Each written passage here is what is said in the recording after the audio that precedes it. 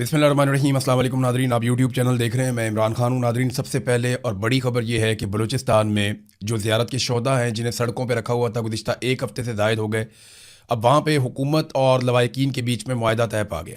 ये धरना चल रहा था, हज़ारों लोग यहाँ पर मौजूद थे और 8-9 दिन गुजरने के बाद बिलाखिर हुकूमत को होश आई और उन्होंने मुतालबा तस्लीम किए मुजाहिरीन के। जो चीज़ें तय हो गई हैं वो मैं आपके सामने रख लेता हूँ। देखें, बड़े सादा सादा मुतालबात थे।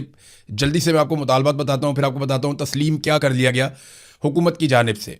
नंबर 1, ज़ियारत वाक़े की तहकीकात के लिए बलूचिस्तान हाई कोर्ट के 2 जजों पर मुश्तमिल एक बाइख्तियार अदालती कमीशन कायम किया जाए। पहला मुतालबा ये था और ये कमीशन सानिया ज़ियारत के तमाम पहलुओं के बारे में शफाफ तरीके से तहकीकात करे और कमीशन जिसको भी जिम्मेदार ठहराए उनके खिलाफ बिला इम्तियाज़ कार्रवाई भी की जाए। तो बड़ा वाज़ेह तरीके से उन्होंने पहला मुतालबा रखा था। दूसरा मुतालबा था कि लेविस फोर्स बहाल की जाए, क्योंकि इनके बकौल जब से लेविस फोर्स को पुलिस में जम किया गया है उस वक्त से अमन व अमान की सूरत ख़राब हो गई। फिर एक मुतालबा किया गया कोयटा में, हरनाई में, ज़ियारत में, दुक्की में, पशीन, किला अब्दुल्ला, किला सैफुल्ला समेत इनसे जुड़े हुए तमाम इलाकों से मुसल्ला जत्थों का मुकम्मल सफाया किया जाए। फिर आखिरी मुतालबा था कि FC को शहरों से हटाया जाए और अगर अमन व अमान के क़याम के लिए उनकी ज़रूरत हो तो हर ज़िले के डिप्टी कमिश्नर के हुक्म के तहत मुकर्ररा मुद्दत के लिए किसी इलाके में उनकी तैनाती की जाए। बड़ा मसला यही है कि जो FC है या फ़ौज है वो जब शहरों के अंदर आती है तो शहरियों को प्रॉब्लम शुरू हो जाते हैं। वजह यह है कि फ़ौज कभी भी सिविलियन से डील करने के लिए ट्रेंड ही नहीं होती। मैं कोई फ़ौज की बुराई नहीं कर रहा, मैं आपको एक कॉमन चीज़ बता रहा हूँ। आप यहाँ बरतानिया के अंदर इनकी फ़ौज निकाल के आप शहरों में ले आएंगे तो थोड़े दिनों के बाद लोगों की फ़ौज के साथ लड़ाई हो जाएगी। आप ये काम अमेरिका में करेंगे, वहाँ पे भी लड़ाई हो जाएगी। फ़ौज क्योंकि हमेशा कंटोनमेंट्स में रहती है, फ़ौज छावनियों में रहती है, फ़ौज जो है वो अपनी बैरक्स में रहती है या बॉर्डर्स पे रहती है, उसकी ट्रेनिंग नहीं होती सिविलियंस को डील करने के लिए। तो जब भी अभी वो सिविलियंस के इलाकों में आते हैं तो वो समझ नहीं पाते उस इलाके के बारे में, उन लोगों के बारे में, उनकी ज़रूरियात के बारे में, उनके साथ डील कैसे करना, इन चीज़ों के बारे में। तो वहाँ तसादुम होता है हमेशा। तो इसलिए हर जगह से ये मुतालबा, ऐसा नहीं है कि ये लोग फ़ौज से नफरत करते हैं, वजह यह है कि फ़ौज की ये ट्रेनिंग ही नहीं है, वो इस काबिल ही नहीं है कि वो पब्लिक के बीच में जा सके। तो पब्लिक डीलिंग उनका करने का काम नहीं है। इसीलिए तो कायदे-आज़म ने भी कहा था कि आप सिर्फ नौकरी करेंगे और पॉलिसी नहीं बनाएंगे, पॉलिसी जो है वो सियासतदान बनाएंगे। बहरहाल जो मुआहदा हो गया उनमें जो चीज़ें तय पा गई हैं वो मैं आपके सामने अभी रख देता हूँ। नंबर 1 तो फौरी तौर पर जो जिस चौक के अंदर ये एहतजाज हो रहा था, जिस फाटक के पास, ये कोयला फाटक था, इसका नाम अब तब्दील कर दिया गया है और इसका नाम शोहदा ज़ियारत के नाम से मंसूब कर दिया गया है और फौरी तौर पे इसका नोटिफिकेशन जारी कर दिया गया है। सानिया ज़ियारत की तहकीकात के लिए जुडिशल कमीशन तश्कील देने पर भी इत्तफाक कर लिया गया है और वज़ीर आला बलूचिस्तान की सरबराही में एक अमन व अमान की सूरत हाल पर अपोजिशन जमातों और मारे जाने वाले पुलिस एहलकारों के लवाहिकीन का एक मुश्तरका इजलास भी मुनक्कद किया जाएगा। मुआहदे के मुताबिक बलूचिस्तान के शहरी इलाकों में पुलिस फोर्स की इस्तेदाद, अफरादी कुव्वत और उनकी सलाहियतों में इजाफा किया जाएगा, उन्हें फैसिलिटेट किया जाएगा। देखिए, जब पुलिस को फैसिलिटेट करेंगे या पुलिस ताकतवर होगी तो फिर आप FC को वहाँ से निकालेंगे और उन्हें आप बॉर्डर पे ले जाएंगे जहाँ उनका काम है। लिहाजा ज़रूरी ये है कि पुलिस को आप मजबूत करें। यही काम खैबर पख्तूनख्वा में भी कहा जा रहा था लोगों की जानिब से, इवन पुलिस की जानिब से भी। फिर ये भी कहा गया कि जो लोग शहीद हुए हैं इन पुलिस एहलकारों को पॉलिसी के तहत शहीद करार दिया जाए, लवाहिकीन की कफालत की जाए, बच्चों की तालीम और मुआवजा जो है पॉलिसी के मुताबिक वो फराहम किया जाए और जो भी इनके ड्यूज़ बनते हैं वो इन्हें फौरी तौर पे जारी किए जाए। ये बहुत ज़रूरी है कि ये सब किया जाए, क्योंकि बाज़ औक़ात जो पिसे हुए तबकात हैं या गरीब पुलिस वाले हैं उनके साथ वैसा सलूक नहीं होता जो दूसरे शोहदा के साथ होता है। तो ये भी उनका एक मुतालबा था, ये फौरी तौर पे पूरा होना चाहिए। तो नाज़रीन, ओवरऑल हुकूमत ने अब मुतालबा तस्लीम कर लिए। ये पहले दिन कर लेते तो इतने दिनों तक शोहदा की लाशें सड़कों पर तो ना पड़ी रहती। बहरहाल देर आए दुरुस्त आए, हुकूमत ने मुतालबा तस्लीम कर लिए। पहले ये ढिटाई पे उतरे हुए थे कि जी हम बात नहीं मानेंगे, हम इसका जुडिशल कमीशन नहीं बनाएंगे, हम इसके ऊपर कोई इंक्वायरी नहीं करवाएंगे, हम जो है वो शोहदा का जो उनका इज्जत और उनकी जो तकरीम है वो उनको नहीं देंगे, लवाहिकीन की बात भी नहीं सुनेंगे। लेकिन वो लोग डट गए। हुकूमत को लगता था 2 दिन, 4 दिन, 5 दिन में ये लोग चले जाएंगे, लेकिन जब दिन काफ़ी बढ़ गए तो फिर हुकूमत को सरेंडर करना पड़ा शोहदा के लवाहिकीन और धरना देने वाले लोगों के सामने। तो अब जो शोहदा हैं उनकी तदफीन होगी। लेकिन अफसोसनाक सूरत हाल ये है कि बलूचिस्तान में इस वक्त भी जबरी गुमशुदगियों का सिलसिला जारी है। चंद सहाफ़ी जो हैं वो भी गायब हो गए हैं। चंद नौजवान, यानी रोज़ाना दो तीन खबरें आती हैं कि नौजवान बलूचिस्तान से लापता कर दिए जाते हैं। और ये जो जबरी गुमशुदगियाँ हैं इनका सिलसिला पहले भी जारी था, लेकिन अब बहुत तेज़ कर दिया गया है। अहमद फरहाद साहब, जिन्हें आज़ाद कश्मीर में गिरफ्तार किया गया था, उनके बारे में कुछ समझ नहीं आती, तो इतलात आती रहती हैं। हुकूमत ने किस चक्कर में उन्हें जेल में रखा हुआ है ये भी पता नहीं चलता, क्यों उन्हें गिरफ्तार रखा हुआ है ये भी पता नहीं चलता, कौन सा ऐसा उन्होंने जुर्म कर दिया है सिवाय इसके कि वो अपने लोगों के हक के लिए बात करते हैं आइन और कानून के दायरे में रहते हुए। तो अहमद फरहाद साहब की सेहत काफ़ी ख़राब हुई है, इसके बारे में कुछ सहाफ़ी मुझे बता रहे थे और वो ये कह रहे थे कि उनकी तबीयत काफ़ी ख़राब है, उनको रिहाई मिलनी चाहिए ताकि वो अपना इलाज करवा सकें, लेकिन दबाव उन पर यही है कि आप एक वीडियो बना दें और घर चले जाएं। बहरहाल अहमद फरहाद साहब ने अभी तक कोई वीडियो नहीं बनाई। मेरे ख्याल में वीडियो बना के जान छुड़वाएं, बाहर निकल के अपना इलाज करवाएं और उसके बाद जो है फिर आप अपना मौक़िफ़ दें। सारी दुनिया को पता है कि एक्चुअली आपके साथ क्या हो रहा है। आप अगर वीडियो बना भी देंगे ना, कोई अगर अहमद फरहाद साहब वीडियो बना देंगे या कोई वीडियो बना देंगे वो जो शौकत नवाज मीर साहब हैं, इससे कोई फ़र्क नहीं पड़ेगा। लोगों को पता है ज़बरदस्ती बनवाइए, पकड़ के बनवाइए। इंसान लोहे का तो नहीं बना हुआ होता, इंसान कोई बहुत मजबूत कोई स्टील का बना हुआ तो नहीं होता। आप मुझे दे दें कोई भी एक जर्नैल और दें मुझे 1 हफ्ते के लिए, मैं वीडियो रिकॉर्ड करवा दूंगा उससे, जो वीडियो आप कहेंगे मैं रिकॉर्ड करवा दूंगा। यहाँ तो लोग 4-4, 5-5 महीने गायब कर दिए जाते हैं ना, तो आप दें कोई बंदा उसे वीडियो रिकॉर्ड कर देगा। इंसान को आप मारते रहें मारते रहें मारते रहें, एक वक्त आता है आप उसकी फैमिली को भी मजबूर करें, आप सबको मजबूर करें, आप उसके बच्चों को मजबूर करें, तो अल्टीमेटली आदमी टूट जाता है। तो उससे वीडियो बनवाई जा सकती है, ये बहुत मुश्किल होता है, मैं जानता हूं कितना मुश्किल होता है। अहमद फरहाद साहब इस मुश्किल से इस वक्त गुजर रहे हैं, शौकत नवाज मीर साहब भी इस मुश्किल से इस वक्त गुजर रहे हैं। मैंने इसका सामना किया, मैं इसलिए जानता हूं। लिहाजा कोई यकीन नहीं करेगा, अगर आपने कोई वीडियो बना भी दी तो कोई नहीं मानेगा ये ज़बरदस्ती बन रही है। नाज़रीन, कश्मीर में क्योंकि अहमद फरहाद साहब वहाँ गिरफ्तार हुए हैं, वहाँ मैं आपको ले जाता हूँ कश्मीर में सूरत हाल क्या है। दरअसल हुआ क्या मैं आपको बताता हूँ। जो ओवरसीज़ बीच में बंदे डाले गए ना, उन्होंने आकर कहा कि जनाब हमें भेजा है आसिम मुनीर साहब ने और आसिम मुनीर साहब का मैंडेट हम लेकर आए। तो जॉइंट अवामी एक्शन कमेटी, क्योंकि एक कलदम जमात अब करार दिया जा चुका है उसे, तो उन्होंने एक मद्दे-अमली के तहत ये बात पब्लिक कर दी कि आसिम मुनीर साहब को हमने खत लिखा था, तो उसके जवाब में उन्होंने जनाब बंदा भेज दिया है और हम उनके साथ बातचीत कर रहे हैं, लिहाजा हमने अपना लॉन्ग मार्च मुलतवी कर दिया है और अब हम यहाँ पे धरने पे बैठे हैं और इंतजार करेंगे 22 तारीख तक। अब जब मेरा राब्ता हुआ उन लोगों से, वो कहते हैं जी हमारे साथ जो कुछ हुआ वो सारा कुछ हम बताएंगे, हमारे साथ जो वादे और दावे किए गए और जिस जिसका नाम लिया गया हम वो भी बताएंगे, लेकिन हम 22 तारीख तक इंतजार करेंगे। अगर 22 तारीख तक हमारे मुतालबात तस्लीम कर लिए गए और कश्मीरियों को उनके हकूक मिल गए तो फिर सूरत हाल कुछ और हो जाएगी।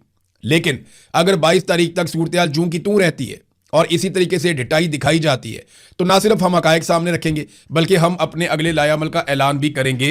तो ये आसिम मुनीर साहब के साथ प्रॉब्लम एक ये भी बन गई ना कि वो कलदम जमात करार दिया गया उसको, और उसके साथ अगर वो अपने नुमाइंदे भेजकर बातचीत करेंगे तो ये एक और इशू बन जाएगा। लिहाजा फौरी तौर पर इसीलिए तरदीद भी करवाई गई।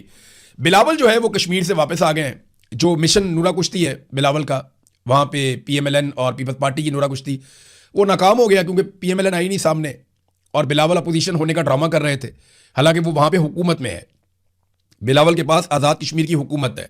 ये जितनी पाबंदियाँ लगी हैं, सरों के ऊपर इनाम रखे गए हैं, जितनी फोर्सेज वहाँ पे बुलाकर कत्लेआम किए गए हैं, ये सब बिलावल की मर्जी से हुआ और बिलावल की पार्टी पाकिस्तान पीपल्स पार्टी, जिसकी हुकूमत भी आज़ाद कश्मीर में, उन्होंने ये सारा कुछ जुल्म वहाँ पे आज़ाद कश्मीर में किया।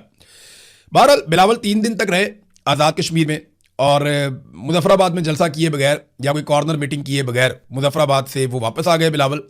हो सकता है दोबारा चले जाएं, कोई एस्टेब्लिशमेंट से इजाज़त मिल जाए, लेकिन जो इन्फॉर्मेशन आ रही है वो ये आ रही है कि लोगों में गर्मजोशी कोई नहीं है और आज़ाद कश्मीर के लोग इन इंतखाबात में बिल्कुल दिलचस्पी नहीं ले रहे। और बिलावल को इस बात का भी आइडिया है कि लोगों की तरफ से रद्द-ए-अमल आ सकता था। बहुत मुमकिन है किसी जगह पे कोई बंदोबस्त किया जाए, कोई माहौल बनाया जाए और वहाँ पे बिलावल जरदारी को हेलीकॉप्टर के ज़रिए से उतार कर कोई एक इंडोर किस्म का या एक मखसूस बंद माहौल के अंदर सिक्योरिटी के हिसार में एक आधा जलसा और करवा दिया जाए बिलावल का, ताकि पीपल्स पार्टी को कश्मीर में हुकूमत बनाकर दी जा सके। लेकिन अभी ऐसा कुछ दिखाई नहीं दे रहा है। PMLN तो आई नहीं मैदान में। नवाज शरीफ, जिनके बारे में कहा जाता है पाकिस्तान का 3 दफ़ा वज़ीर आज़म भी हो रहे हैं, उनके बारे में कहा जाता है उससे बड़ा लीडर कोई नहीं है, तो नवाज शरीफ आज़ाद कश्मीर में आ भी नहीं सके।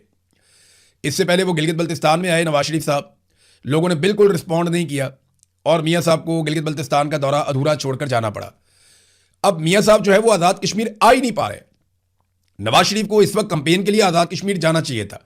कुछ अर्सा पहले उन्होंने आज़ाद कश्मीर के लोगों से मुलाकात की, जब टिकटों की तकसीम हो रही थी तब भी उन्होंने बातचीत की और मियाँ नवाज शरीफ ने आज़ाद कश्मीर के लोगों को कहा कि मैं खुद आऊँगा आपकी कैंपेन चलाने के लिए। अब वो बार बार बुला रहे हैं और मियाँ साहब किधर गायब हैं, किसी को कुछ पता नहीं। मियाँ साहब आज़ाद कश्मीर कैंपेन के लिए जाने की बजाय इधर उधर की गेम कर चुके हैं और मियाँ साहब नहीं जा रहे आज़ाद कश्मीर, क्योंकि उन्हें आइडिया है कि वहाँ पे लोग टमाटर मारेंगे या वहाँ पे लोग ऐसी बेइज्जती करेंगे या पब्लिक रिस्पॉन्ड नहीं करेगी तो एक नई मुसीबत बन जाएगी। सिक्योरिटी इश्यूज़ हैं, बिलावल भी आगे, हो सकता है बिलावल को दोबारा मौका मिल जाए क्योंकि बिलावल को वहाँ पे हुकूमत भी बनाकर देनी है। फजलुर रहमान साहब के हवाले से जो एक उनकी और एस्टेब्लिशमेंट की नूरा कुश्ती चल रही है वो अभी जारी है। देखिए, मैं नूरा कुश्ती उसको क्यों कह रहा हूं, उसकी वजह यह है कि फजलुर रहमान साहब ने अभी तक फॉर्म 47 पर मिलने वाली जो जाली नशिस्तें हैं वो वापस नहीं की।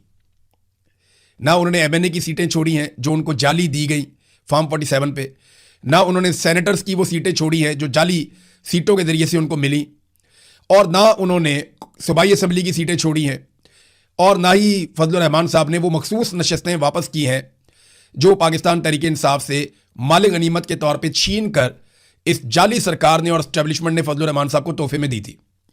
तो फजलुर रहमान साहब अगर तो वो चाहते हैं कि ये समझा जाए, ये मान लिया जाए कि फजलुर रहमान साहब एंटी एस्टेब्लिशमेंट हैं, तो फिर फजलुर रहमान साहब को फौरी तौर पे वो तमाम चीज़ें वापस करनी होंगी जो एस्टेब्लिशमेंट ने तोहफे के तौर पे फजलुर रहमान साहब को दी हुई हैं।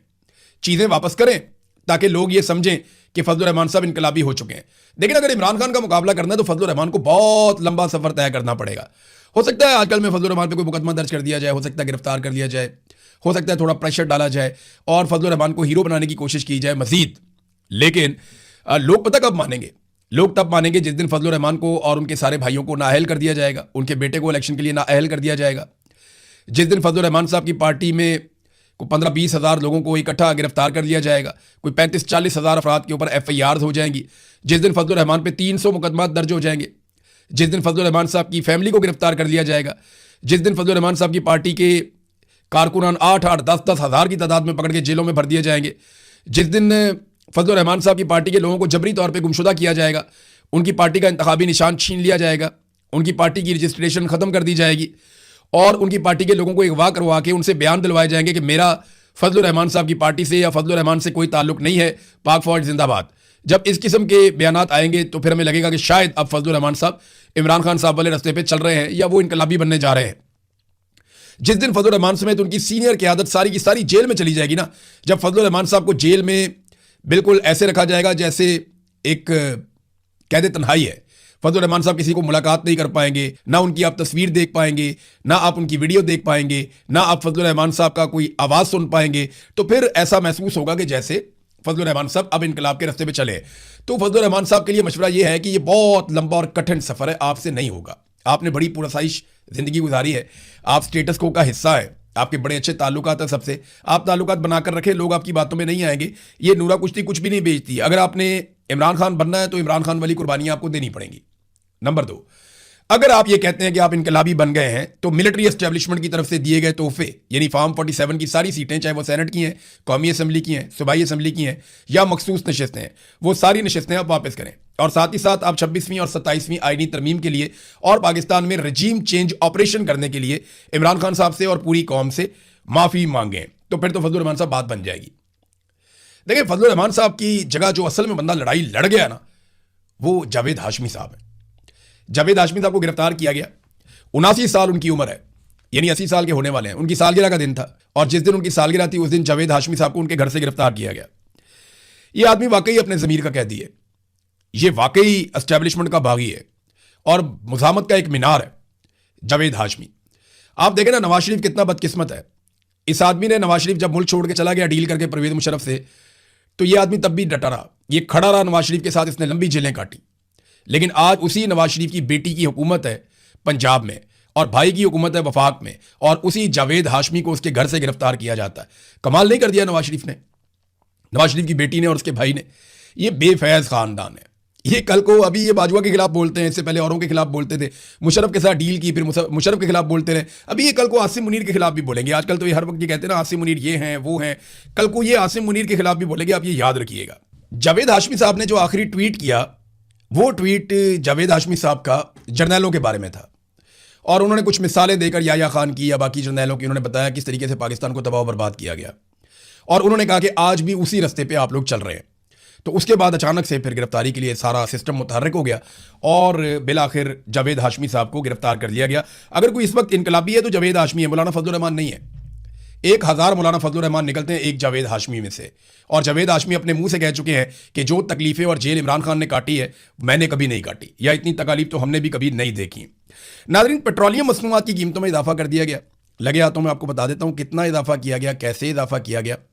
एक नया फार्मूला लेकर आई है हुकूमत। एक तो जो डीजल है उसकी कीमत में इजाफा किया गया 31 रुपए से जायद, और पेट्रोल 5.5 रुपए। तो 31 रुपए से जायद डीजल की कीमत में इजाफा किया गया उस वक्त जब किसान को डीजल की जरूरत होती है। बहरहाल इन्होंने इजाफा कर दिया और आम आदमी की कमर में एक और छुरा घोंप दिया। लेकिन एक नया काम भी किया इन्होंने किया ये कि अब रोजाना की बुनियाद वाला फार्मूला है। यानी पहले तो ये होता था ना कि 15 दिन के बाद पेट्रोलियम मसनूआत की कीमतें कम होंगी या ज्यादा होंगी तो उसका फैसला हो जाता था, लेकिन अब रोजाना की बुनियाद पर यह फैसला हुआ करेगा।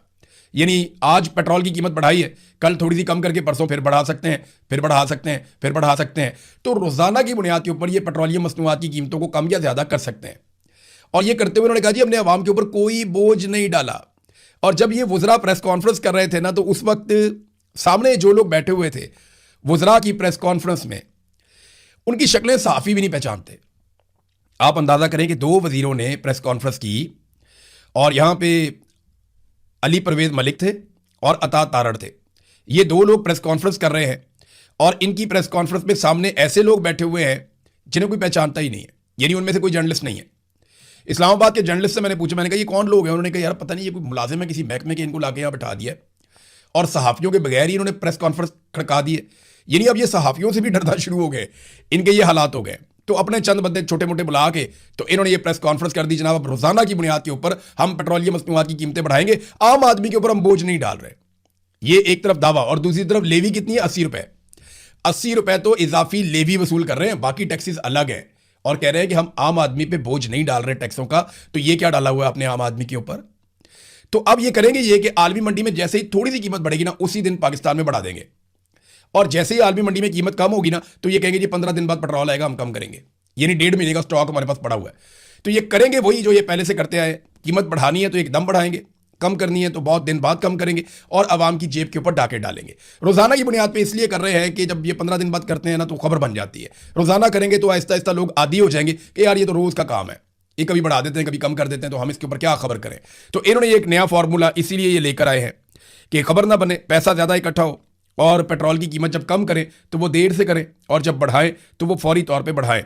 मुराद सईद का एक ट्वीट आया नादरीन, उसमें जो लुब्बे लुबाब है ना वो ये है कि हम ये समझते थे कि इस वक्त जो हुकूमत बनी हुई है खैबर पख्तूनख्वा में, सुहेल अफरीदी की या मीना खान अफरीदी या बाकी लोग जितने भी हैं, शाहिद खटक वगैरह, ये सब लोग, ये मुराद सईद की टीम है, हमें ये लगता था। लेकिन आज मुराद सईद ने एक जुमले में ये बात क्लियर कर दी कि उनका इनसे कोई राब्ता नहीं है, और जो गिले शिकवे उन्होंने किए हैं अपने इलाके की एक यूनिवर्सिटी कैसे ज़मीन पे कब्जा हुआ, किस तरह वो छुड़वाया गया, कैसे वहाँ पे मिलिट्री आके बैठ गई, वो सारी चीज़ें, और किस तरह जर्नैल उन पे दबाव डालते रहे कि जनाब आप ठेका हमें दे दें। रिटायर्ड जर्नैल उन्हें कहते रहे जी ठेका आप हमें दें और हम बड़े अच्छे तरीके से करेंगे। तो मुराद सईद ने कहा ये तो मेरा काम ही नहीं है, ये तो कानून और आइन के मुताबिक होगा। लेकिन आपको पता है कि पाकिस्तान में सारा कुछ उन्हीं के लिए है जिनके पास डंडा है। मिसाल के तौर पर ये PIA वाली मिसाल मैं आपको दे देता हूँ, ये बड़ी इंटरेस्टिंग है। PIA के ज़िम्मे 4.5 अरब रुपए के टैक्स और जुर्माने और सरचार्ज माफ कर दिए गए। आप देखें कैसा मजा आ रहा है ना आपको। 10 अरब रुपए का PIA पहले बेचा, 14 अरब रुपए से जायद की प्रॉपर्टी साथ दे दी, और अब उसके 4.5 अरब रुपए के जुर्माने, टैक्सेस और जो सरचार्ज हैं वो भी माफ कर दिए गए। तो देखें ना, जब आप किसी को तोहफा देते हैं तो ऐसे देते हैं। फौजी फाउंडेशन और उनके दीगर साथी PIA को ले गए, अब जब से उन्होंने लिया है PIA पे नवाजिशात, अनायात, सब कुछ उनको दिया जा रहा है, और बाकी एयरलाइंस इसका मुकाबला कैसे करेंगी? ये भी एक प्राइवेट एयरलाइन है, बाकी भी प्राइवेट एयरलाइंस हैं, तो वो कैसे इसका मुकाबला करेंगी? ये सवाल तो अपनी जगह पे अभी तक खड़ा है। नाज़रीन अब तक के लिए इतना ही, अपना ख्याल रखिएगा, अपने चैनल का भी। अल्लाह हाफ़िज़।